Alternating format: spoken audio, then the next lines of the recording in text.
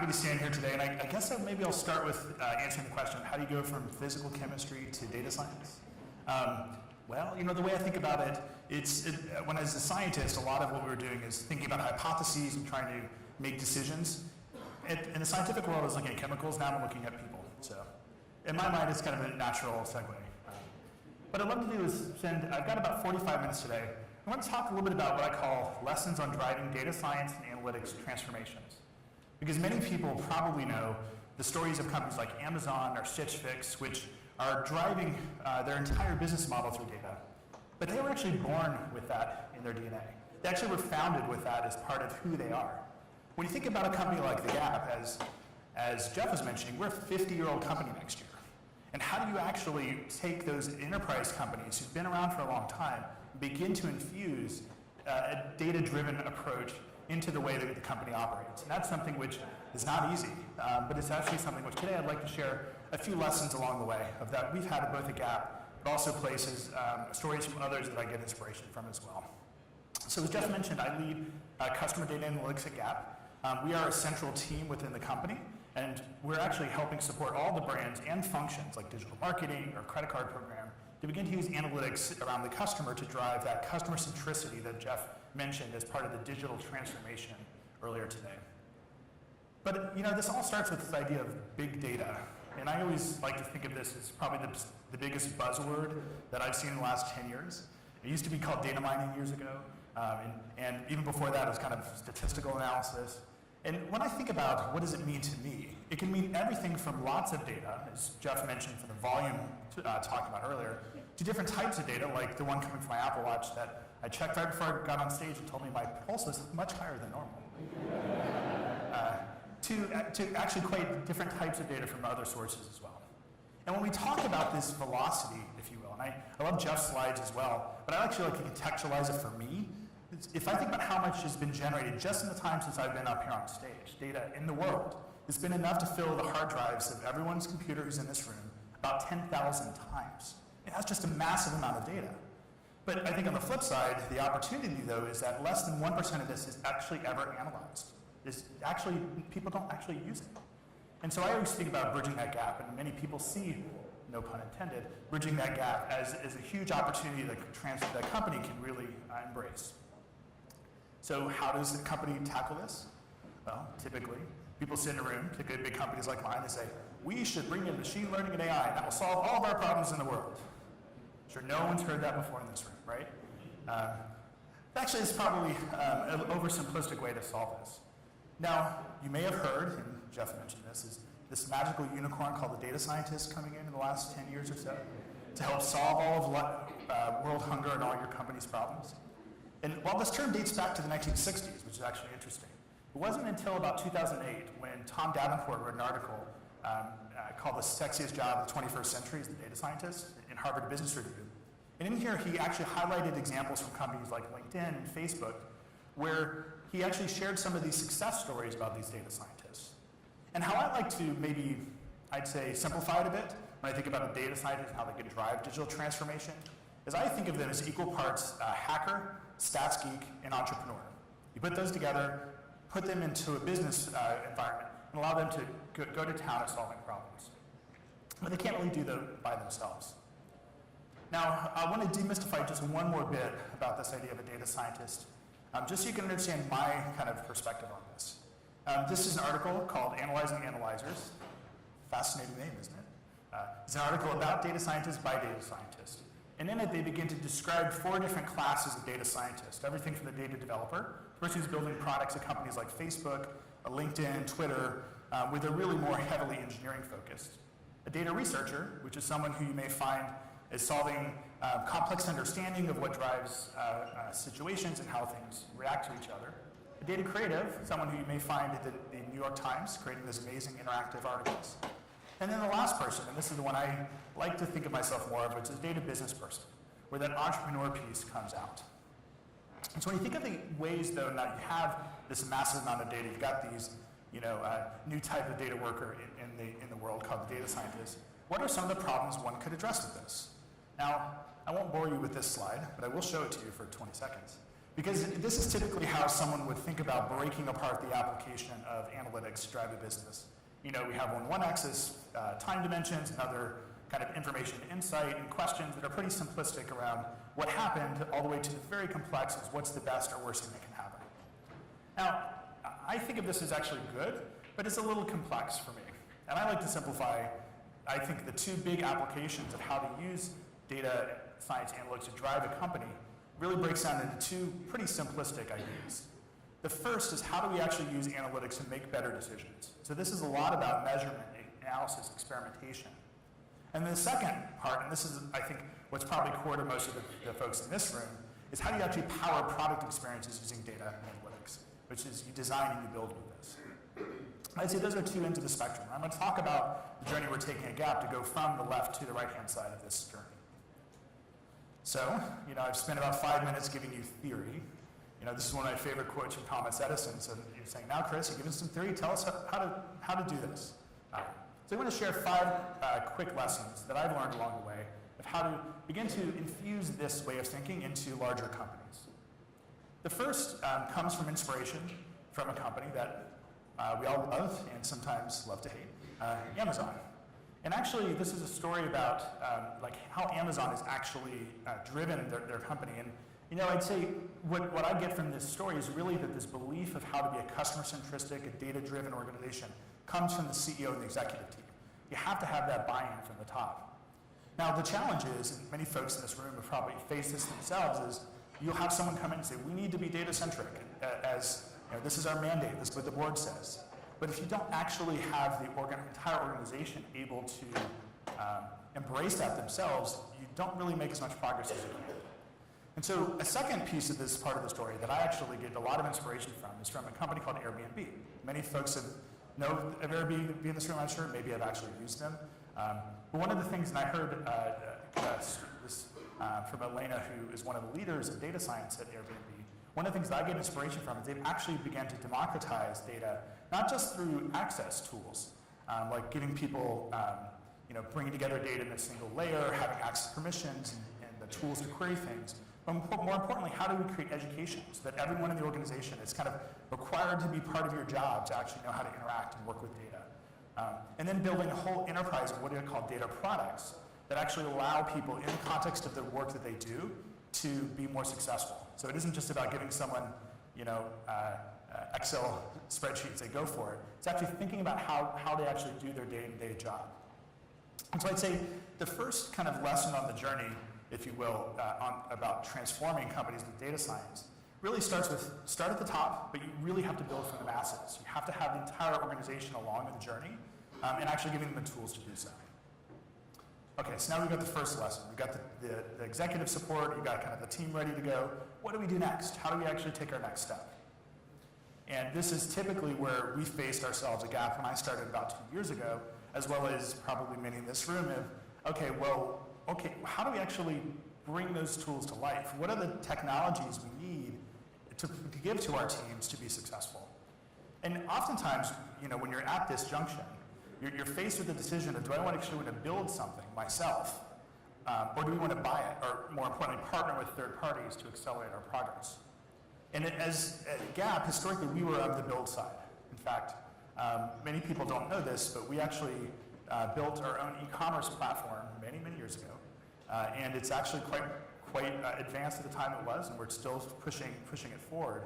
And it's something that was in the core of our DNA as a company. For the last couple of years, we spent a lot of time working with partners like Telia and others to build an analytics stack, as well as a technology stack, more broadly speaking, to help accelerate progress. And so an example, this is just the requisite logo slide of ones we're using. You'll see right in the middle is Telia. You know, we've really begun to, I'd say, leverage these partners to accelerate progress, to do things that historically we couldn't do ourselves. So I want to talk a little bit about one of the things that we're building that is near and dear to my heart, which is what we're calling Customer 360. So at a high level, I'd say what we're trying to do, and everyone here is probably trying to do the same thing, is know our customers better than they know themselves. If we can do that and actually feed that not just to people to make decisions, but to our personalization platforms, we believe we can actually create a very differentiated experience to our customers that they'll love and they'll want to keep coming back, buying from us over and over again. Thank you, Jeff, for visiting Banner Republic. We'll hope to see you again soon. But in this journey, historically, like I said, the way we would have done this, the way we historically have done this as the company is we had someone write a PL SQL script. Anyone in here know that? Yeah, a few people. That's about 15 years old, and that is how we would take data from all these places, maybe once a week or once every couple days. We'd run this script, and we'd say, here's our customer. And then we'd transfer that file to many systems that oftentimes it would fail because we weren't necessarily focused on performance. And that was our customer knowledge engine. Over the last couple of years, we've put massive strides in place to leveraging third parties to drive this new way of thinking.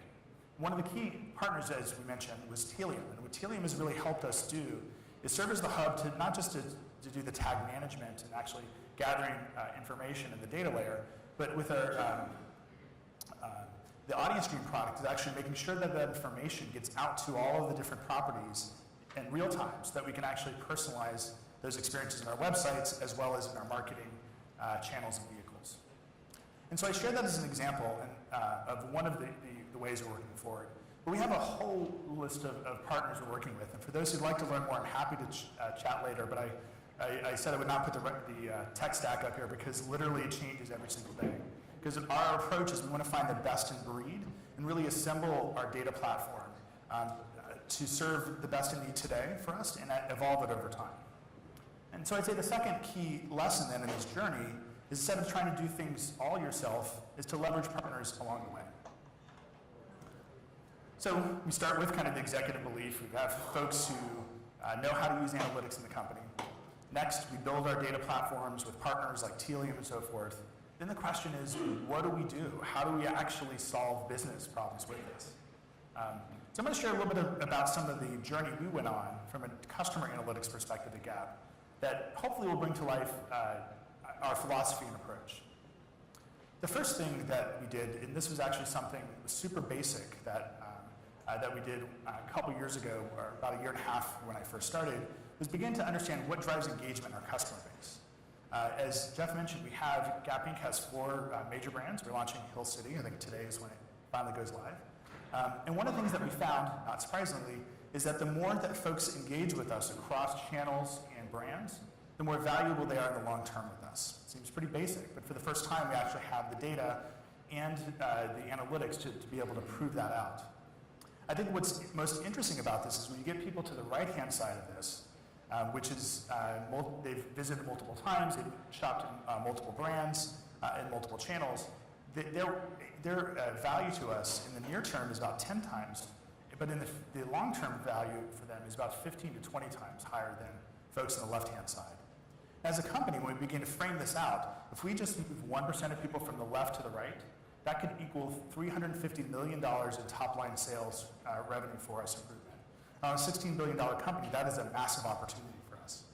And so when we first presented this analytic to the executive team and to actually a lot of the marketing teams of the company, they're like, oh my gosh, now we have something we can go after. Because when I started, we were very much a product-focused company. We were very much how many jeans did we sell today, what was the margin on those, what was the sell-through of ... But we didn't think about customer. And so we began to introduce that into our lexicon. So then the question is, once we have them in this right-hand side of the world, and oh, by the way, about 10% of our customers are already there, what do we actually do with them? So what we said was, well, let's not try to boil the ocean. Let's start with something super basic. And the first thing we did was on the left-hand side. We said, what if we just move some people from, they buy once from us to get them to buy a second time? It seems pretty simplistic in its idea, but we didn't really have what traditionally we call life cycle campaigns built out for us. This is where we started to begin to analyze the customer base a little more deeper. We began thinking about their product journeys as they interact with us. What was their first purchase with us? Women's denim. What was kind of the next logical purchase in their progression? We began to build out these journeys, if you will, on how customers are naturally buying products from us and what are the paths they take. Now, one could say, well, you could get machine learning and AI techniques, and they could do that for you. And I would say, yes, we could.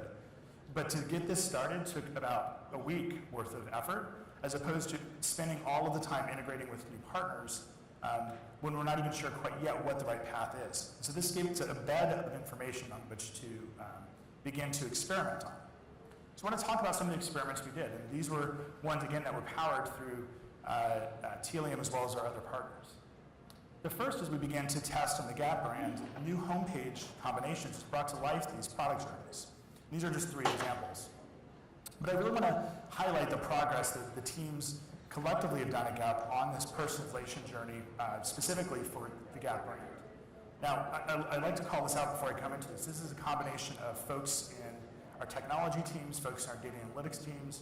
We have a digital performance and growth team, folks in our brand to create content. This has been a massive undertaking. We try to start super simple because that's how we at the company can actually make progress.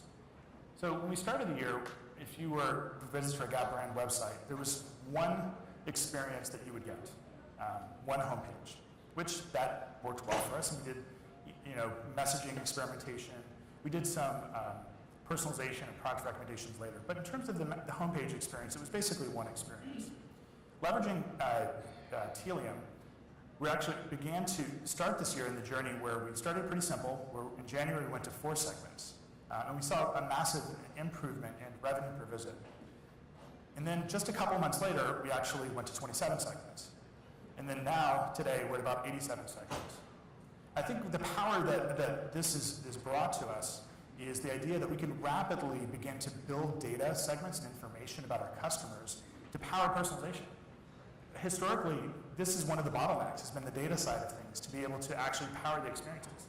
For us now, it's not. It's more about what's the strategy, what is the content, how do we create those segments, like what does the journey need to look like, how do we build experimentation into it to see which segments are working, which are not. That is now the challenge for us, is to operationalize that. Whereas if you'd asked us about a year and a half ago, it most likely would have been the technical experience, the technical ability to deliver this. So I'd say the third lesson in this journey, if you will, hopefully you saw what this is. When you're beginning this journey, keep it simple at the beginning, particularly at the beginning. Oftentimes I will tell people I will not start with the technology first. Start with the business problem and what you're trying to achieve and what you're trying to drive first. And then you can move and add complexity where needed. Okay, so now we've got the executive team bought in, we've got technology up and running, we've got some proof points going, the business is excited about how we can continue to drive the business through data. What's the next step? Oh my gosh, the scaling. How do we actually support an entire enterprise? And we have 160,000 people in our company. While a lot of them are associates, sales associates, we still have a large number of people across all of our brands who want to be inspired and empowered by this. So I'll just share with you how we're approaching it Gap, is through an organizational structure, which combines on the right-hand side of this more centralized teams. So these are teams that are building our data science models, kind of the heavy stats and machine learning capabilities. We have our technology partners in our team, I call it informatics and governance or data ops, which is really focused on building our platforms with Gap Tech. But what we've seen the success is particularly on the left-hand side of this chart. Remember I mentioned this idea of having entrepreneurs to drive value? That's actually been one of our biggest challenges in the organization is we can build all these things and people don't quite know what to do with them. I remember my first 2 weeks, and this hopefully no one in this room will repeat it back, but we're all friends here, right? Within the first 2 weeks, I met with one of our marketing leaders in the company and began to talk about things like retention rates, acquisition challenges, all those, kind of life cycle based metrics. And she said to me, "This is fascinating, but I have no clue what to do with this." And to me, that was a really big insight where if we want to actually help drive the value to the business, we actually have to be in the trenches with the teams, helping them solve problems day in, day out. And so I'd say one of our biggest learnings and opportunities has been on the left-hand side of this chart, where we are beginning to embed analytics experts in different business groups, in functions, to help them leverage how to use this to drive value. So these are people historically who come from like a question always comes, what's their background? People from management consulting backgrounds tend to work really well in this space. People who may have been in the quantitative side of things but really enjoy solving business problems. People who, quite frankly, have that entrepreneurial aspect to them as well. And so this is how we're beginning to frame out and scale the organization at Gap is built around these pillars. And I wouldn't say we're all the way there. We, quite frankly, the way I've described this, we're earning our right to grow this function. But it's something that I've seen both in my company and also other companies like LinkedIn and others use the same sort of model as well. So that's my, I'd say, my fourth kind of lesson, which is embed a data entrepreneur to drive value. So I'm going to move on to my last lesson, and this is one where I'd say is a little more aspirational for us. If you remember at the beginning, I talked about the two things one could use data science or analytics for. One, to make better decisions. The second, to power product experiences.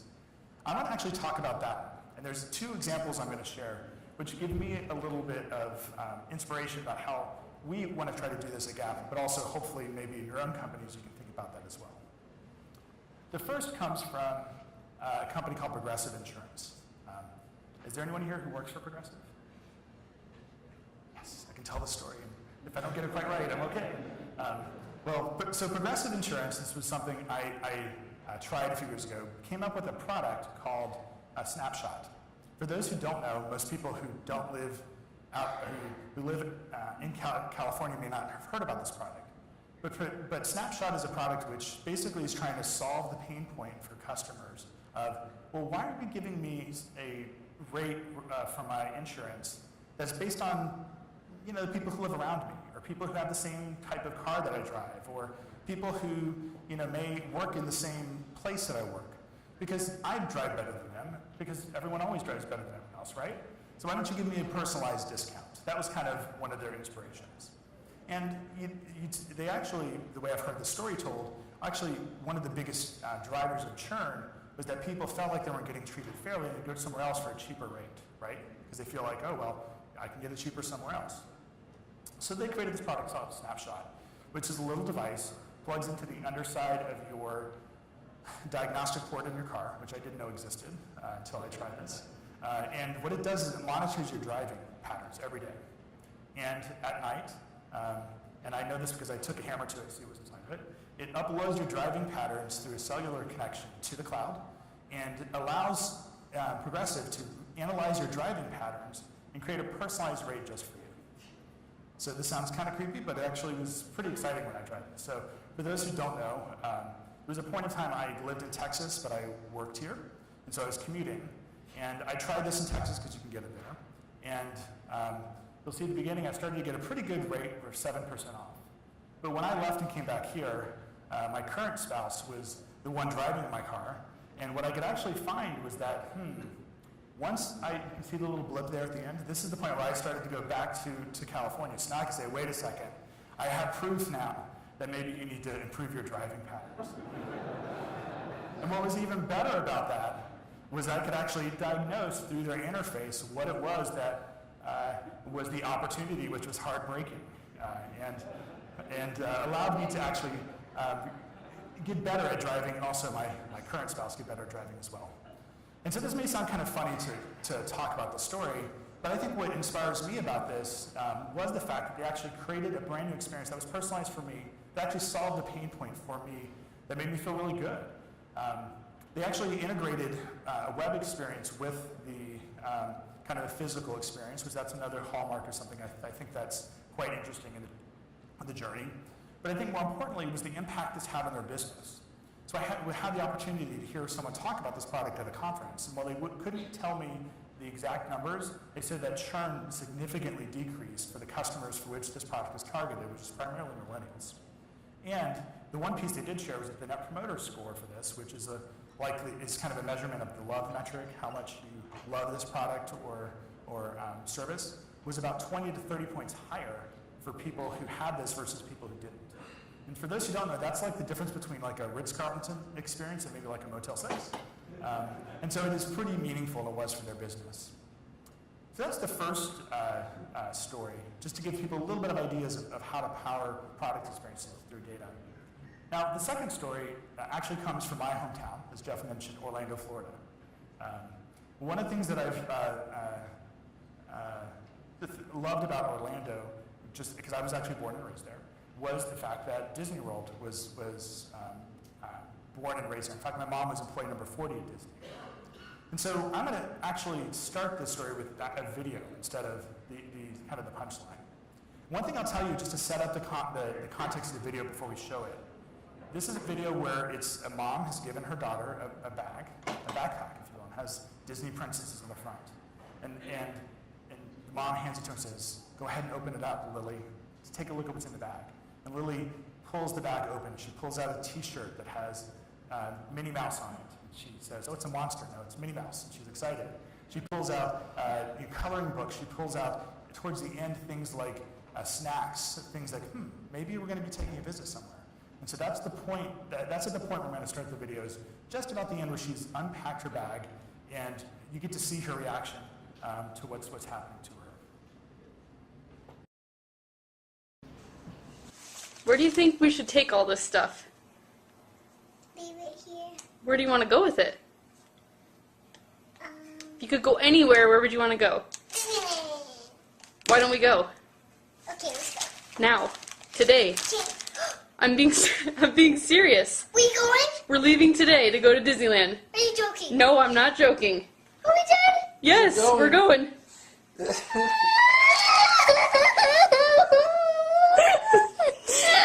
Are you excited? It's for your birthday! Oh my God. Happy birthday! It's my birthday today. No, in a week, but we're going. I'm crying too! I'm crying too! You excited? Your daddy hugs!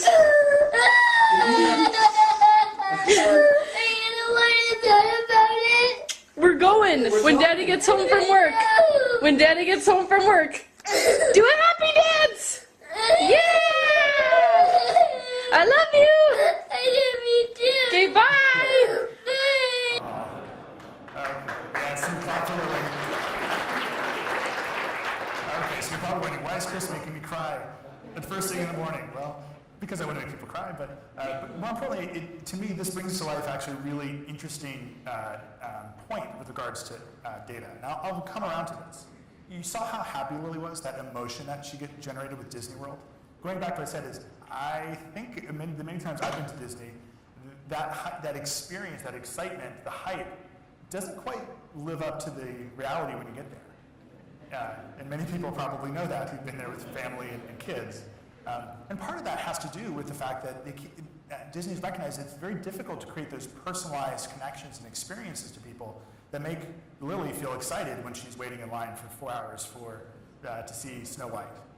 So Disney has invested in over $2 billion in creating technology in their theme parks under the guise of something called My Magic Band or My Magic Plus, which, as I've seen and I've used it, it starts off with doing pretty functional things where you wear a band around your wrist, and you can do things like check into your hotel room, pay for things, get your fast pass in the line.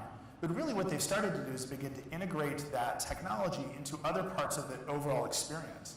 So as an example of this is there's, in connection with some of their, this is hot off the presses, some brand new augmented reality technology that leverages this, where you can actually interact with Tinkerbell in the line for Peter Pan. And in fact, people are saying, I want to wait in line because I want to experience the brand new way of interacting with their product experiences. And they even have things like Easter eggs buried in the product experience they have, where you can leverage and lock this with the My Magic Plus technology. And I like to think about it as kind of a capstone to what could be a pretty amazing experience. Because imagine when Lily, as you saw, was able to come to, on her birthday, to Disneyland, and Snow White comes up to her and says, "Happy birthday, Lily." Imagine that emotion that she will have, that connection she has, that's powered through data. And so the last lesson of the story is, begin to power new product experience with data. Pretty simple to say, pretty difficult to do. So in wrap-up, in summary, these are just a few lessons I've learned along the way, both for myself, but also ones I've learned from others, about how to begin that journey, as I said, to integrate a data-driven approach, a digital approach, into more enterprise-based companies. Because as I said, if you're not born within your DNA, it can be very difficult to bring this to life.